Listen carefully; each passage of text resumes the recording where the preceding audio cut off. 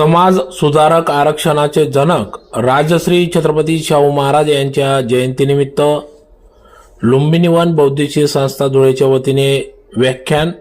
याबाबत अधिकृत असे की आज दिनांक 26/6/2026 रोजी सायंकाळी 7 वाजता लुंबिनी वन बुद्धविहार प्रांगण या ठिकाणी लुंबिनी वन बौद्धिक संस्था धुळेच्या वतीने थोर तत्वज्ञानी समाज सुधारक महिला उदारक आरक्षणाचे जनक लोकराजा राजश्री छत्रपती शाहू महाराज यांच्या 152व्या जयंतीनिमित्त जाहीर व्याख्यानाचा कार्यक्रम पार पडला। यावेळेस प्रमुख वक्ते म्हणून राजीव हाके सर यांनी संविधान, समता, बंधुता, न्याय व माणुसकी यांच्या समर्थनात ठामपणे उभे राहणारे विद्रोही कवी व प्रखर वक्ता या विषयावर या ठिकाणी व्याख्यान संपन्न झाले। तर कार्यक्रमाप्रसंगी कार्यक्रमाचे अध्यक्ष म्हणून अस्थिरोग तज्ञ डॉक्टर गौतम सिलवंत हे होते। तर प्रमुख अतिथी म्हणून प्रसिद्ध विधितज्ञ advocate Vilasji झालटे, MD pathology doctor Deepak सेजवाड, अस्थिरोग तज्ञ डॉक्टर विजय कांबळे,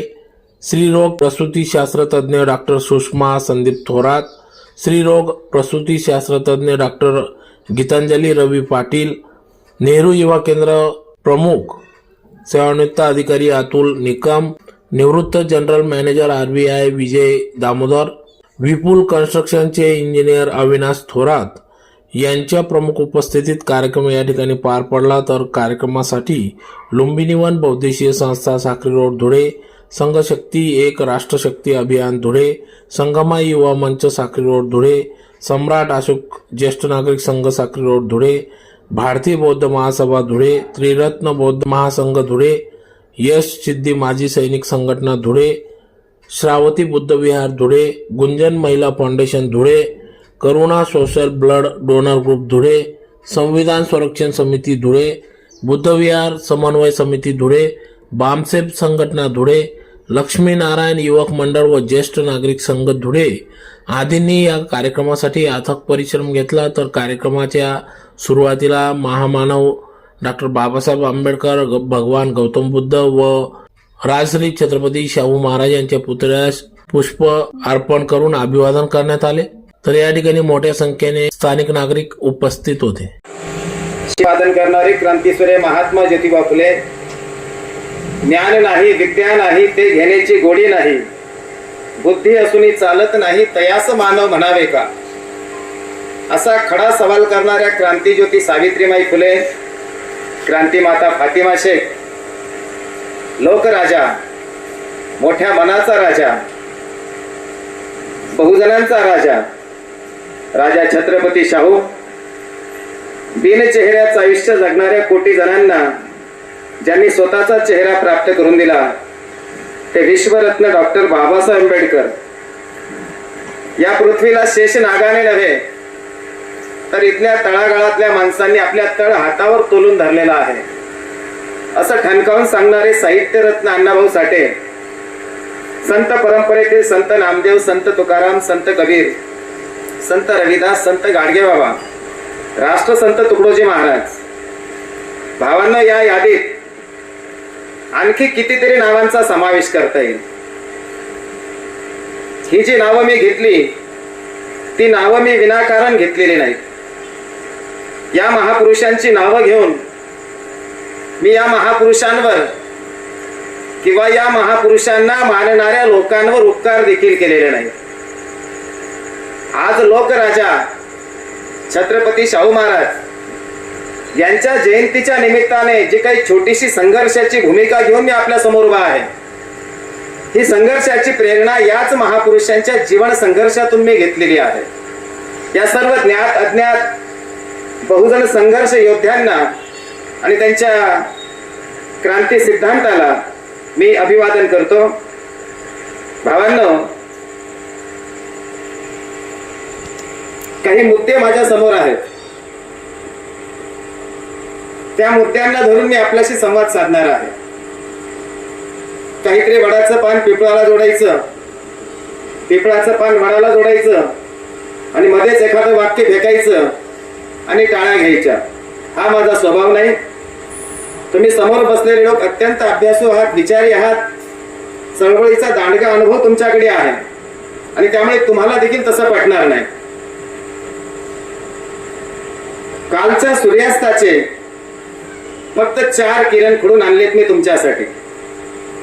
ते देणार नाहीत प्रकाश, पेटवणार नाहीत दिवे, ते फक्त जागृत ठेवतील उद्याचा सूर्योदय तुमच्या मनातला, माझ्या मनातला, फुले शाहू आंबेडकरांच्या मनातला. आज या ठिकाणी राजर्षी छत्रपती शाहू महाराज जयंतीच्या निमित्ताने आयोजित कार्यक्रमाचे अध्यक्ष सन्माननीय डॉक्टर गौतमजी शिलवंत, आमचे मित्र अतुलजी निकम साहेब, वाघदादा, भालेराव सर, या कार्यक्रमाचे आयोजक थोरात सर आणि त्यांची संपूर्ण टीम, बंधूंनो आणि भगिनींनो, आज जयंती साजरी करत आहोत. आज आपण ज्या राजाची जयंती साजरी करत आहोत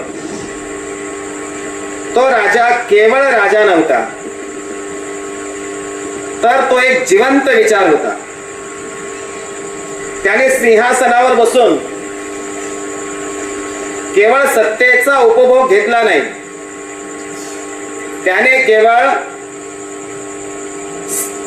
खुर्चीला चिटकून राहण्याचं काम केलं नाही, तर छत्रपती शाहू महाराजांनी सत्तेलाच सामाजिक परिवर्तनाचं साधन बनवलं. असा हा मोठ्या मनाचा राजा, सुपा एवढ्या काळजाचा राजा. या राजाचं मोठेपण तुम्ही त्यांच्या राजेपणात शोधू नका, कारण राजे म्हणून तर ते महान होतेच, पण त्यांनी सत्तेत राहून जो सामाजिक क्रांतीचा प्रयोग केला, नुसता प्रयोग केला नाही तर तो यशस्वी देखील करून दाखवला. त्यासाठी त्यांनी विचारांना कृतीची जोड दिली. त्या अर्थाने आज आपण एका कृतीशील विचाराचा उत्सव साजरा करत आहोत. भावांनो, जन्मोत्सव फुलेंचा असू द्या, शाहूंचा असू द्या, बाबासाहेबांचा असू द्या, हा आमच्या बहुजन महापुरुषांचा जन्मोत्सव गावागावात, वस्ती वस्तीत, तांड्या तांड्यावर साजरा झाला पाहिजे आणि एकाच वेळी नाचून देखील आणि वाचून देखील साजरा झाला पाहिजे. भावानं, नाचणं वाईट नाही, पण त्या नाचण्यातही शिस्त असली पाहिजे. नाचणं ही आमची सांस्कृतिक अभिव्यक्ती आहे, ती आम्ही जपली पाहिजे, पण वाचनाच्या माध्यमातून समाजात वैचारिक जाणीवा देखील आपण विकसित केल्या पाहिजे. जयंतीच्या निमित्ताने विचारांचा जागर घातला पाहिजे. विचारांचा जागर का घातला पाहिजे? तर भावांनो, फुले शाहू आंबेडकर म्हणतात त्याप्रमाणे विचार परिवर्तन हेच सर्व प्रकारच्या परिवर्तनाचं मूळ आहे.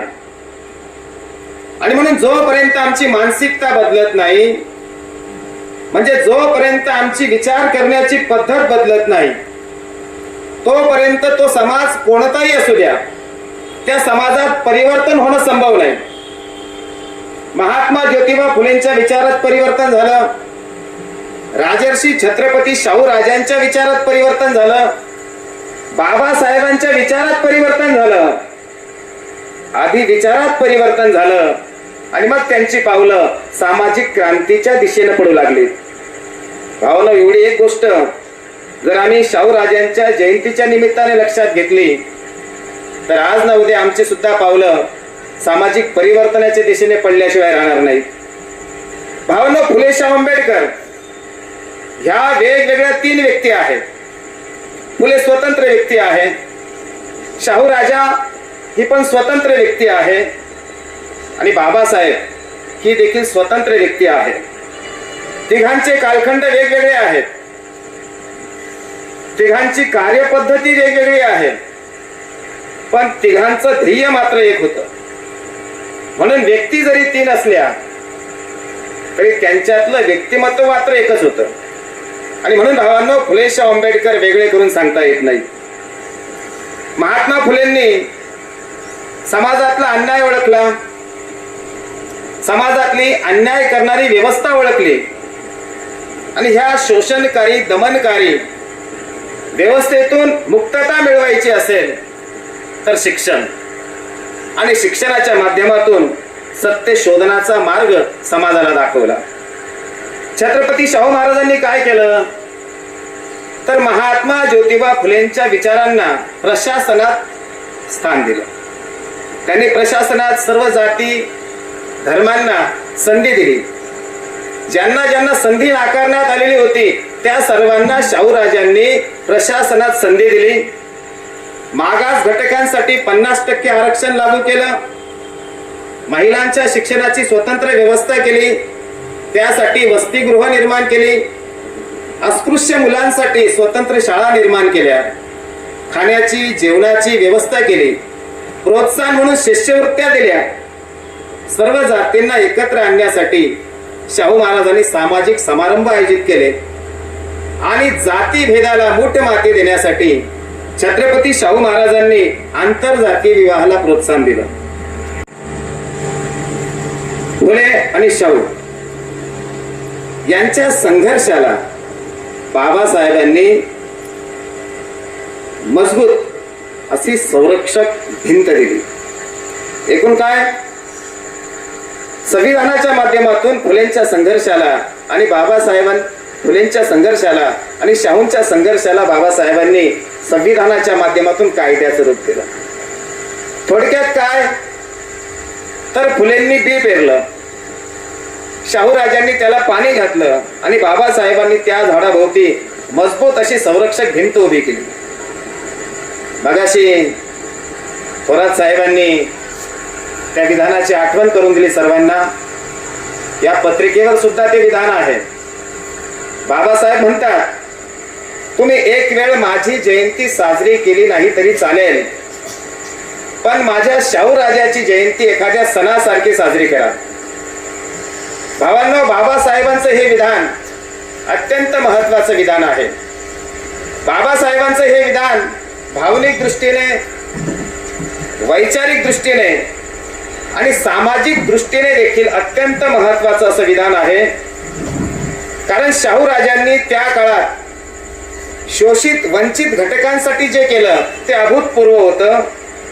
शाहूराजांनी शोषित वंचित घटकांसाठी केवळ सहानुभूती दाखवली नाही तर सत्तेच्या माध्यमातून त्यांनी वंचित घटकांना सन्मान मिळवून दिला, वंचित घटकांना संधी निर्माण करून दिली. बाबासाहेब या विधानातून स्पष्टपणे सांगत आहेत की तुम्ही माझ्याकडे केंद्र म्हणून पाहू नका. मला ज्या विचारांनी उभं राहायला आधार दिला त्या विचारांचा तुम्ही सन्मान करा. भावांनो, या विधानातून बाबासाहेब अगदी स्पष्टपणे सांगत आहेत. या विधानातून बाबासाहेब केवळ शाहूराजांचा सन्मान करत नाहीत तर शाहूराजांनी जे सामाजिक परिवर्तनाचं काम केलं, शाहूराजांनी जो काही कृतिशील विचार मांडला, बाबासाहेब एक प्रकारे त्या विचारांना सलाम करतात. हे देखील आपण या निमित्ताने समजून घेतलं पाहिजे.